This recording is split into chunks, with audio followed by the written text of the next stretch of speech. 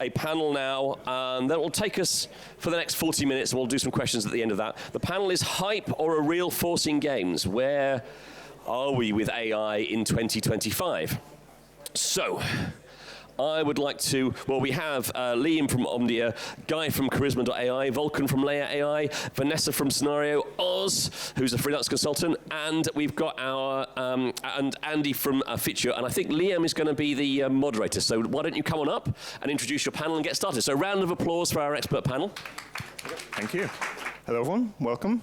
So we are going to be talking about hype, real force for games. Where are we with AI in 2025? We have a great panel with people with different perspectives, expertise, going to tell us a lot about what is happening, where we're going with AI in the games industry.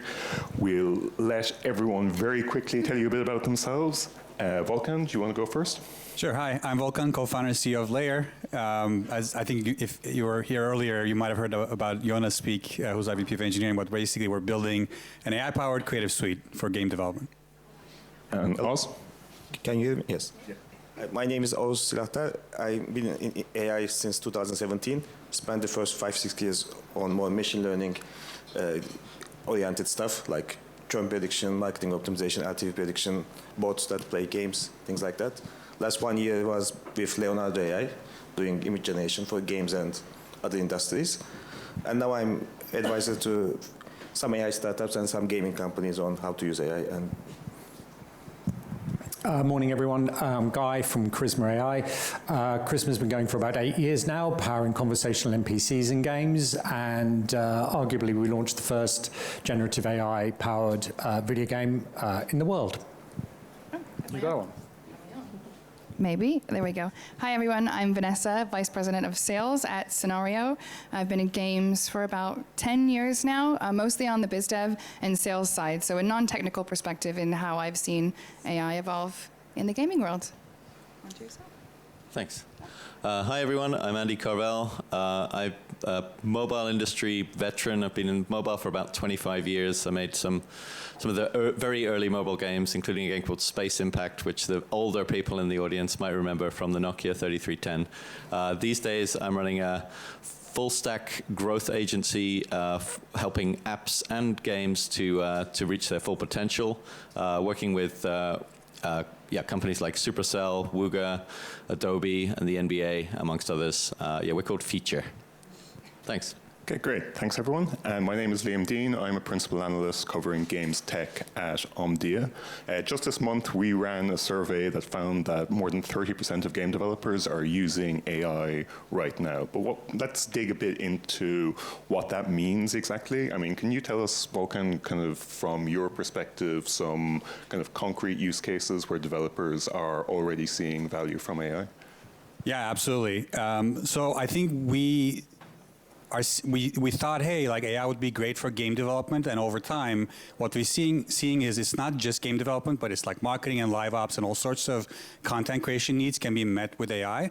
But we've been doing this for over a year and a half, and in the beginning, the base models weren't very good, the results weren't very good. It required a lot of customizations and attention to detail to get some good results.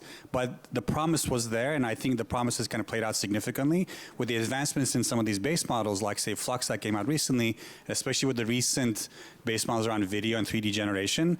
Now what we're seeing is, we've done some case studies with a lot of our customers.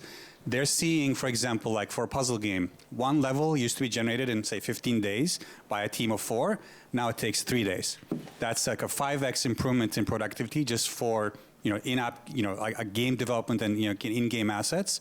And that's not even talking about how much faster they can ship, say, a live ops campaign for Halloween or Christmas, or how many more experiments they can do with different marketing assets. And this is still very early days. Like there's so much more automation yet to be done. Yeah, of course. You're in a similar space as well, Vanessa. Yeah, what are you seeing? Similar to Volkan. So we have seen really customers taking things not just for ideation, but direct to production. So the assets that they're producing, they're not just using them for testing or for ideation. These are 80% hit rate and going straight to market. So it's not even testing anymore. It's not new. It's live. It's out there. And some of the games that you're playing today likely have some of the technology in Scenario involved. We're working with InnoGames. We're working with Unity directly to be embedded. So it's not hype. It's now, and it's real. And these tests aren't tests anymore. They are production-ready assets. So. And Guy, you're in a little bit of a different space. I mean, do you have kind of a different perspective on the way that developers are making use of the tools that you're providing? Well, I think I'm quite punchy on this, and I think, you know, out of your report, which said I think it was 32% of people were using AI, I think that's 68% of companies which are in trouble. And, you know, we all know that the games industry has challenges around content generation. The stats around content generation are, you know, it's 90% growth in content generation in a game since 2017, and yet actually only 2 times the amount of revenue is generated out of that. So there's a problem around it. And my view is that you should be using this both in terms of the production efficiencies you're going to get, what we talked about, what we know. But if you look then at Matthew Bull's recent report, which you all should, you know, part of what he's saying is that this is looking at creating a new genre, creating new innovations, creating something we couldn't do before. And to that point, I think, you know, and Andy will have experience of this, this to me is like the same inflection point we had with mobile. You know, when mobile came into the games industry, there were people who adopted it, the vast majority didn't, and that generated an enormous opportunity for people. And I think we're going to see the same thing with AI. So my question almost, like, I don't see 32% as a good number, I see it as I'm looking at the 68% of the respondents who didn't, saying, guys, you've got to catch up, otherwise you'll fall behind.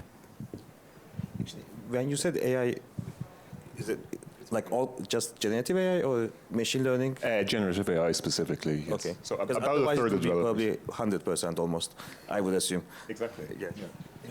I mean, what would be your perspective on this, Andy? Yeah, I would just chime in, you know, to Guy's point about inflection points.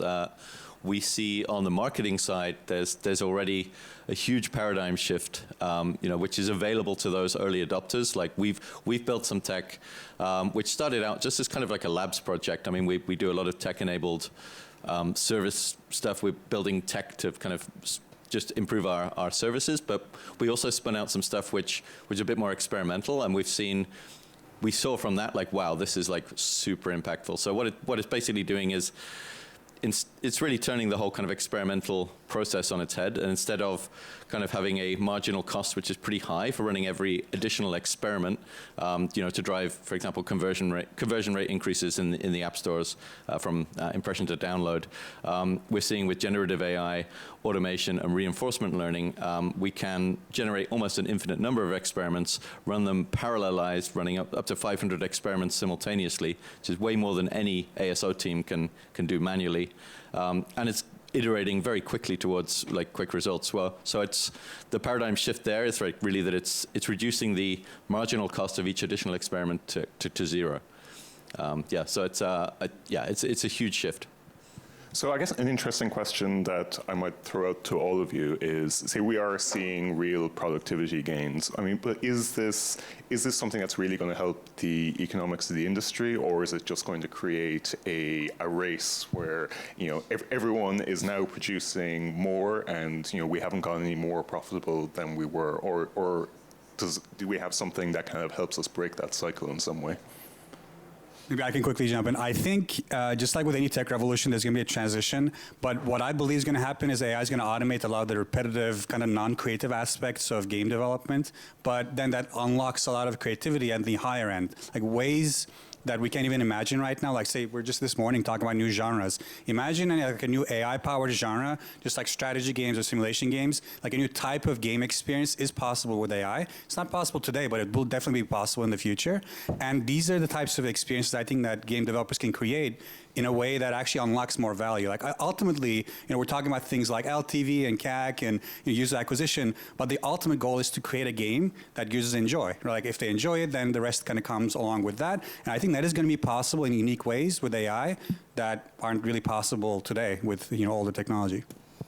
Something that one of my friends brought up with me that I thought was really interesting is if AI is able to reduce the cost of studios from production to release, would that not eliminate, let's not be crazy, but would that reduce the amount of ads required in games? Because for them as a player, if the company doesn't have so many overheads, maybe they don't need to rely on ads for revenue, and that would make the player experience better, which was a really interesting perspective that I hadn't thought of in terms of how AI might help the consumer enjoy games more as well. And I'll tell you a specific use case which I quite like, which is that if you're building a game, imagine you're building a small village and you're building a bar in that village. That's going to cost you a certain amount of money, it's going to take a certain amount of time. And what the player is probably going to do is run through that village, stop at the bar and then disappear off. Total gameplay time, probably about 4 or 5 minutes. Or you start to put conversational gameplay into it, where they're sitting down at the bar, they're shooting the breeze, they're negotiating, they're playing a poker game. That time is now about an hour. That's an hour, so an incremental, you've just gained about 55 minutes of game time with negligible cost, deeper engagement, all through conversational AI with NPCs or whatever it may be. So by changing the gameplay style a little bit, putting these into the thought process, you're increasing your game time and your emotional interaction as well. So that to me is something you couldn't do before, because technically speaking, you'd be doing sort of JavaScript or something. But the new natural language processing technologies have been around for a while now, are, I think, changing the game in that sense, literally. Sorry to jump in twice. Just quick example, maybe to kind of paint a clearer picture and all in your minds. There's a recent game, super simple, where you have to convince an AI to let you in through a door, right? And it's basically like a super simple LLM, and it's with this system prompt. But imagine that's the type of experience that's possible, where you have to convince a machine to do something. And if you do that via conversation, via whatever you need to do, then it unlocks, say, a level or a door or a chest. So that's the type of experience that's possible now that wasn't possible before. So I guess we kind of have, in a way, there are almost two conversations about AI in games. One is, how is this going to let you do tasks you already do more efficiently? And the other is, how is it going to allow you to do something you could never have done before? I mean, to what extent do which of those is the most important strand? I mean, from where we stand right now, of course, we can always say the big thing in the future is going to be whatever future you can imagine. But is that where we should be focusing our energy right now, on a completely different vision for games, or is this the time to focus on kind of just more of the brass tacks applications? Well, I do think we're at an inflection point, and so I think we need it. Again, reading Matthew Ball, I don't want to go back to it too much, but it was quite influential when I was reading every slide of Matthew Ball's new report. It's saying it's just 200 or so. It's saying we have an issue, and actually a lot of the issue is around the amount of money that we put into games. It's the game players are moving, towards video. There are a lot of really important shifts happening, and it needs to change, and something fundamental needs to change. AI is a fundamental technology. It's not a nice to have. It's not some sort of thing that's come in and then going to disappear next year. It's fundamental. So if you look at there is a fundamental need for the games industry to change, and there is a fundamental technology that's available to the games industry to help it do it. So my sense is there's a have to, not a nice to have. I think the question, is which should it focus on? I think you can do both simultaneously. Like what we're seeing already on the marketing and growth side of things is that AI technology can bring double-digit increases in efficiency of marketing, right? That you can either say, okay, that means we can spend 20% more on marketing, and get more users into the game, or you can say, well, we get this efficiency, and we'll invest that in better gameplay experiences and invest in building out sort of more engaging experiences and capabilities within the game development itself. I don't think it's an either or. Right, so you can choose where, for your particular company, where you want to focus that. Can I pose a question to the audience? Just a quick show of hands for those who are creating games. How many of you are using AI now, if any? All right, that's good. That's good. That's positive. I think that shows the sentiment that, I mean, given the question of the title of the talk, you know, does it feel like hype, or is it real? I mean, a follow-up question, you're using it. Are you seeing the benefits that were promised to you when you started to use it? Yes? Show of hands? Yeah, significantly fewer hands, I think. Interesting. Very, very interesting. And I guess, you know, I have only been with the company for a week, Scenario, and to read through the case studies of what the company has been able to accomplish so far and the sentiments of our current customers who continue to come back and to utilize the product and to see such benefit, my urge to you is to keep exploring, because there's definitely something out there for everyone that can enhance your workflow, cut your production time, and save costs. And every AI isn't a blanket example for every company, but there's definitely something out there that can help. So if you're not liking what you're using now, keep exploring, because it exists. But I mean, okay, so let's talk about cost cutting then. I mean, realistically, when we talk about cutting costs, are we talking about cutting jobs? This is obviously something a lot of people are concerned about now. A lot of developers are concerned about. Are they right to be?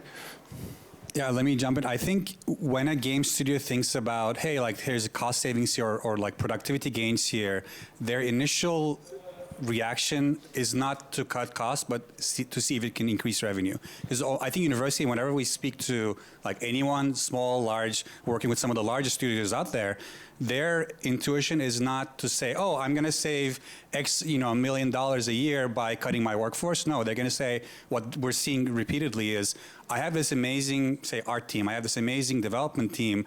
How can I maximize the revenue I'm getting out of them? How can I maximize the number of games I'm shipping? How can I ship them faster? Imagine like one studio makes $1 billion a year. If they ship a game 1 month faster, that value is $100 million to them. That revenue is a lot higher than whatever cost that they have that they can cut with AI. So they will always be thinking, how do I maximize revenue before they can think, how do I cut costs? And just like with any kind of tech revolution in the past, what usually happens is the productivity gains result in more economic activity, not less, which means overall, like there's more revenue to be made, more money to be made in games. So therefore, if you're focusing on cost cutting and your competitors are focused on increasing revenue, the cost-cutting ones might not necessarily be the top ones remaining in a few years. Would that be your experience as well, Oz? I mean, the companies you work with, that they focus more on revenue maximization than cost-cutting? I agree. Like, I haven't heard the phrase of like cutting workforce yet. Yeah.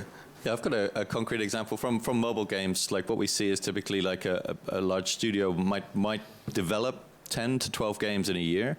And maybe only 2 or 3 of those would get out of soft launch, right? Now, what we're seeing on the marketing side, like deploying like automated App Store optimization, automated bidding optimization for Apple search ads, for example, or the UA channels, that could mean the difference. That's bringing efficiency that could get 2 or 3 extra games out of soft launch and into full production, into scaling, where they're suddenly making a significant amount of revenue, which indeed, like, that saving there, it's like there's a cost saving there, which actually nothing to do with cutting jobs. It's actually like bringing a lot more money into the company and actually keeping game production teams more busy, because they're actually going to be then running those games for the next 6 to 12 months through their life cycle. Yeah, and for what it's worth, this is consistent with the developer surveying we've done at Omdia, that unfortunately a lot of the developers we survey have been affected by layoffs at their companies over the last year or so, but only 1% of those have been connected to AI. So that's not really something that people are seeing, that job losses because people are being replaced by AI. So. But it's interesting that so much of the conversation is around cost cutting. When we actually get into it, it doesn't seem to be reflected so much in the actual practice of application of AI in games. I mean, what do you think that's? I think it's a scapegoat too. Like, imagine you said like only 1% are AI related. I think people might be job cutting for various reasons, for everything like in the economy outside of AI, and AI is an easy scapegoat right now. Right. Well, I think this is where we have an answer. We have a solution, which is that, to a point slightly, Liam, which is we can do something new. And why would you do something new? Well, you do something new because at the moment, only 6% of gameplay time is for new games. 6%. So if you're in the space of launching a new game, only 6% of that gameplay time is going to go to yours. Everything else is going to go to existing franchises. So you've got to have cut through. You've got to do something new. And that, to me, is where we start to be able to bring new technology into the space to innovate with the gameplay and do something that's going to get cut through. And then that 6% can go up. By the way, that's high. That was 23, 22, 21, and 24 were lower than that. So if we're looking to innovate, actually, I do think that, you know, things like, we did the game, this generative game I mentioned at the beginning called Project Electric Sheep. It's on Steam. It's a 3D dream simulator. You tell it your dream, and we generate that dream. So we generate all the assets, all the buildings, the terrain, the soundscape, the characters, over 50 characters. They're all talking about that dream. It's a sort of casual game, but the point is that it's this combination of generative and procedural AI as we move in, that allowed us to design that from the ground up and then build it. And that has an element of cut through, which is fun. It's experimentation. Yeah, I mean, that's interesting. Can we kind of focus in on these sort of more runtime use cases of AI? Because I think we've been speaking now, you know, mostly about AI in production, but I know you've been doing a lot of work kind of implementing AI at runtime. I mean, this is some of the most things people are most excited about AI, but there's also a lot of challenges there in terms of the compute, costs, latency. I mean, how do you see kind of, or first of all, how serious do you think these challenges are, and how close do you think we are to solving them? I think we've already solved them, actually, because my view generally, if you're looking at this in a production perspective, there are two ways to solve it. Either you've got a tech solution, which is throw more compute or throw more money at it, or a creative one, which is, well, don't do that in the first place. Think of a different sort of way around it. So I think we are, you know, with Project Electric Sheep, what we did was we put in a business model that allowed, you know, a bit of free play, and then you pay for it. The latency, you know, is going away as an issue for a lot of different pieces. And as I said, the solution that we put in was this combination of generative and procedural. And that way, it's a balance that you can do the two. But the key thing is you start with a creative idea that allows you to have something that is almost infinite as a gameplay concept. And if you think about us sitting here, we're already in an infinite space in the sense that you guys could ask a question to me, I've got no idea what it is. It's infinite. You know, so in that sense, in a gameplay sense, what we were trying to do was sort of show a couple of examples of how that may look like in the future. But the models are there. The models are there. It needs a creative mindset shift slightly to understand what you can do with it. And please go ahead. Sorry, I was also going to mention beyond the 2D, 3D content, there's also the story aspect of this. Like, because a lot of times, what really hooks players to a game is the story. Like, if you look at some of the top grossing mobile games, you know, they're, say, puzzle games, or they're like the actual mechanics of the game are simple, but then the developer puts a really interesting story around it, all the way from the acquisition of the user all the way to different levels that they ship. And then the story, the characters, that's kind of what really connects with the kind of like the human playing the game. And there's also a very interesting opportunity there with AI beyond the, hey, these are really beautiful visuals, or these are really kind of fast generated images that are super style consistent. That's one aspect, but the other aspect is how do you actually carry a story throughout a user's life cycle? How do you actually acquire them? And the interesting piece there is how do you personalize it that really kind of resonates with them? Like, there's different types of games. Some are more quirky, like Angry Birds. Some are maybe more serious or fun. And these kind of quirkiness or the fun aspects, plus maybe some, you know, user-specific information, could really personalize that game for individual users. And we believe that's a massive opportunity to increase, like, the user engagement, LTV, all the metrics that, of course, you all care about. So I guess the other elephant in the room here that we haven't spoken about yet is, you know, the various ethical objections to the use of generative AI. I think we know that this is something a lot of game developers feel very strongly about. I mean, do you feel that, you know, these objections carry force? Is it something you think about when you kind of speak to potential, you know, studios and potential customers? How do you reassure them on this? Who wants to go first? I can start. So, so we're just completing a year-long project at the moment, which is around generative narratives with Channel 4, with Aardman Animations. It's very focused on story. And we were fortunate enough to win Innovate UK funding for that of just over £1 million, which was fantastic. On that project, we have a full-time digital ethicist. From start through, and I have weekly one-on-ones with her. She's at all the exec meetings, and what she does very specifically, and I recommend this process, is consequence scan. So she is looking at every single piece of work that we do and working out what the intended or unintended consequences may or may not be. That doesn't mean she has full control of the project. It means she's raising what the potential issues are, and then we work it out.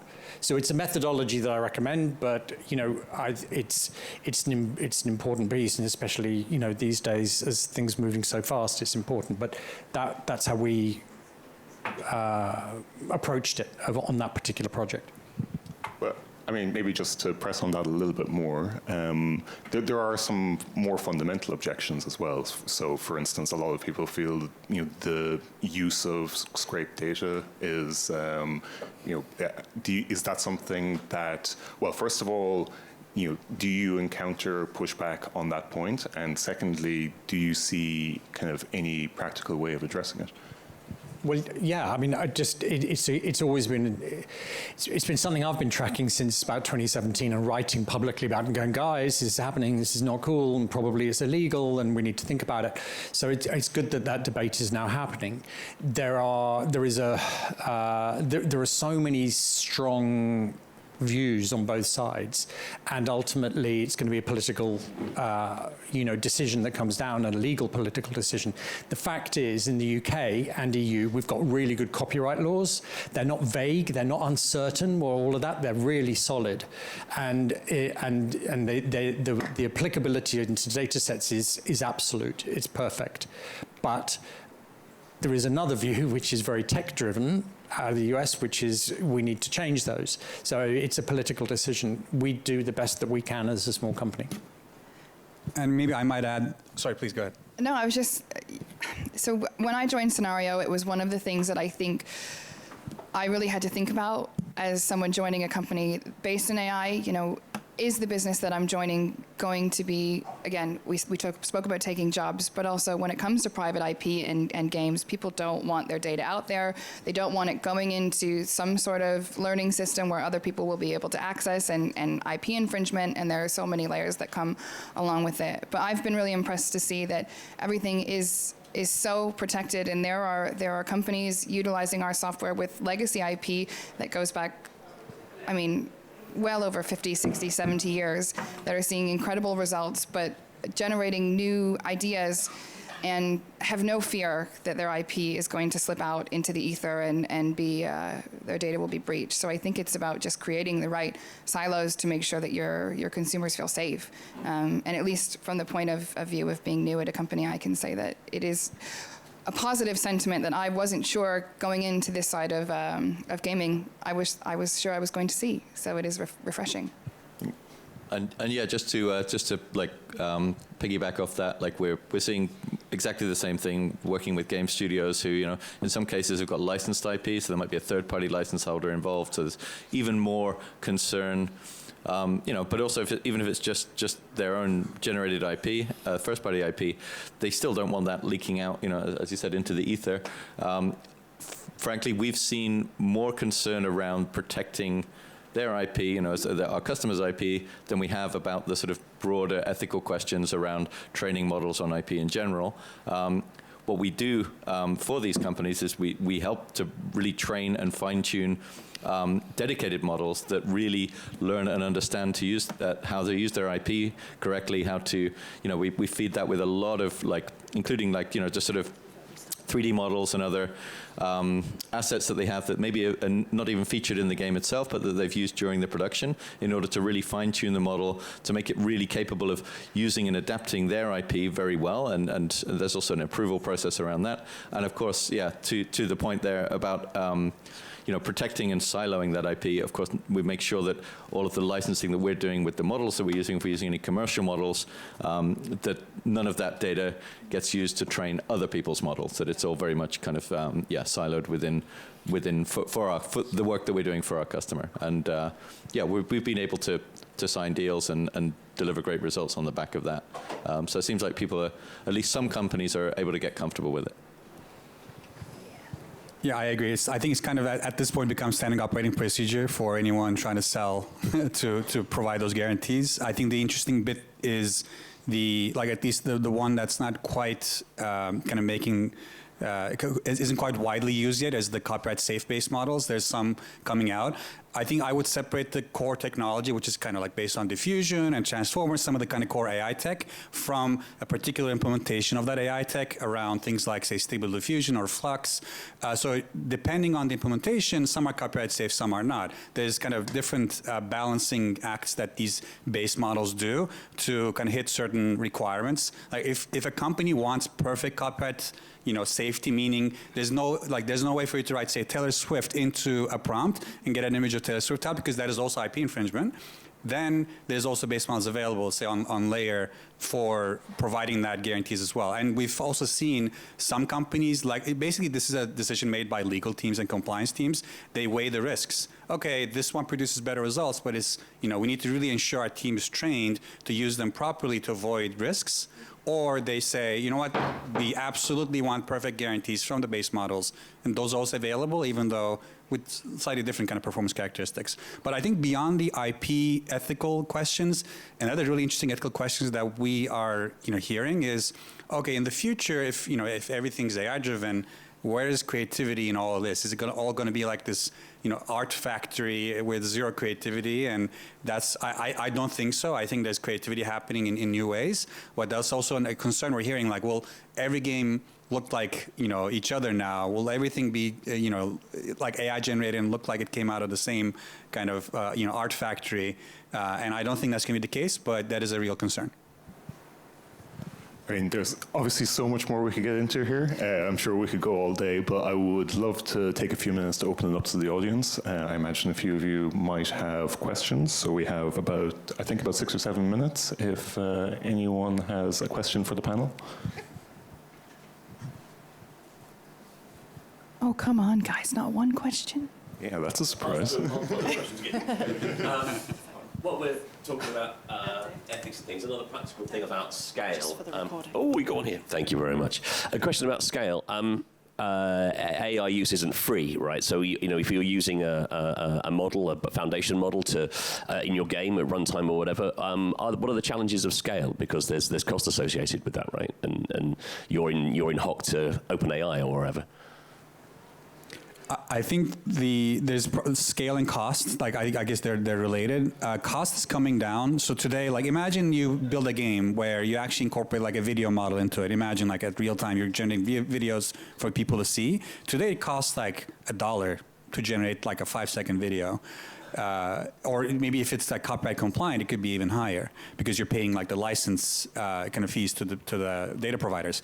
In the future, that's going to come down significantly because of several trends. One, these models are becoming commoditized, meaning better and better models are going to be coming out from all these AI labs, doing the research. So it's just going to become cheaper. Two, GPUs are becoming cheaper, and right now they're kind of like the gold of this new era. But they're going to be cheaper and cheaper and better performing, and therefore, because they're better performing, it's going to cost less time to produce these assets, meaning, again, less GPU time means it's cheaper. So I think that trend will be like Moore's Law, right? In 2 years, it's going to be 10 times cheaper to produce these assets. Another 2 years, it's going to be another 10 times cheaper. So I think that's the future that we all have to prepare for. Or it won't. So, it's off. How do you switch off? There we go. Or it won't. And so I generally agree with you. However, OpenAI and the big guys have got a problem, which they've been giving away their product. So at some point, they need to flip the dial and make some money. And what you've seen over the last 12 to 18 months is OpenAI start to crank up the charges of it. So, just be careful on relying on OpenAI and Anthropic and the big tech companies, because at some point they're going to, OpenAI especially is so focused on shareholder value, they have to start making a profit, and that profit will come from us. That's where it's going to go. So my sense is there is a short-term bounce that the cost will go up and that we need, but I agree on commoditization. There will be other solutions that come into that space as well. I would just add, like, I think Meta is doing kind of like the age-old kind of commoditization play to undercut their competitors, like, and Google is also trying to compete. So I think that kind of massive competition among massive tech companies is going to help the applications significantly. So if you're relying on OpenAI and they jack up their prices, you can always go open source with Llama. You can maybe look at Gemini from Google, and these are based on open source tech like Transformers from 2017, and they do have some IP that is unique to, say, OpenAI, but not that much. Like, you can see how fast others have caught up to OpenAI in, like, say, 6 months. So it's not like the OpenAI tech is super differentiated. It's like 6 months ahead maybe, but the rest of the players are catching up super fast. There's kind of two parts to my question. So the first part is, you touched on it there when you mentioned Meta. I feel like open source is going to win out over time as costs come down, and it's going to be really tough for OpenAI and the rest to continue to make money for their shareholders. So do you think China is actually ahead of us on this, the attitude, the mindset towards IP being more open, and the sort of copy, iterate fast? I feel like that could take the lead in the long run, and we might get stuck with our IP laws and not be able to innovate.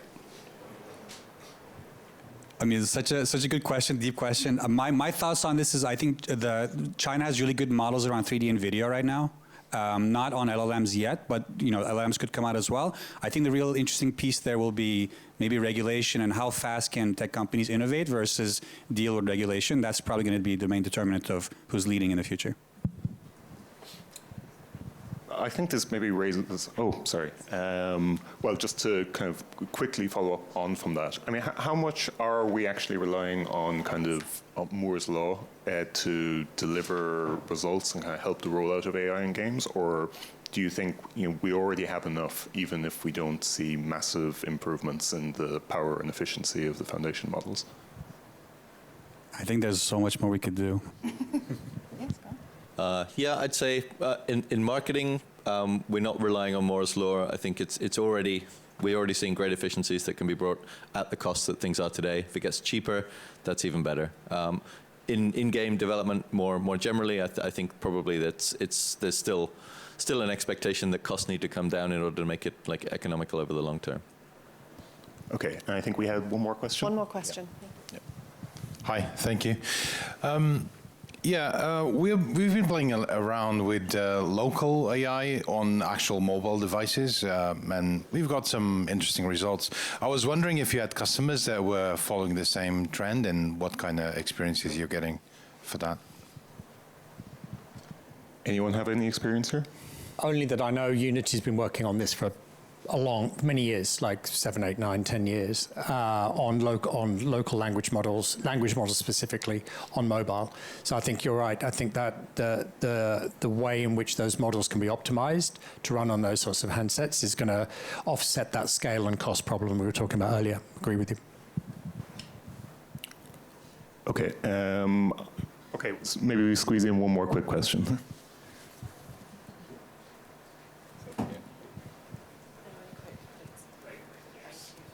Just coming off the back of the last question, do you think that would potentially open the door for large language models to be run in single-player games in the console space? Because the Switch 2, from my understanding, will have NVIDIA Tensor cores on the GPU, so I think that might be something we'll see in hardware in the future. Yes. And on that note, thank you very much to the panel, and thank you for joining us this morning.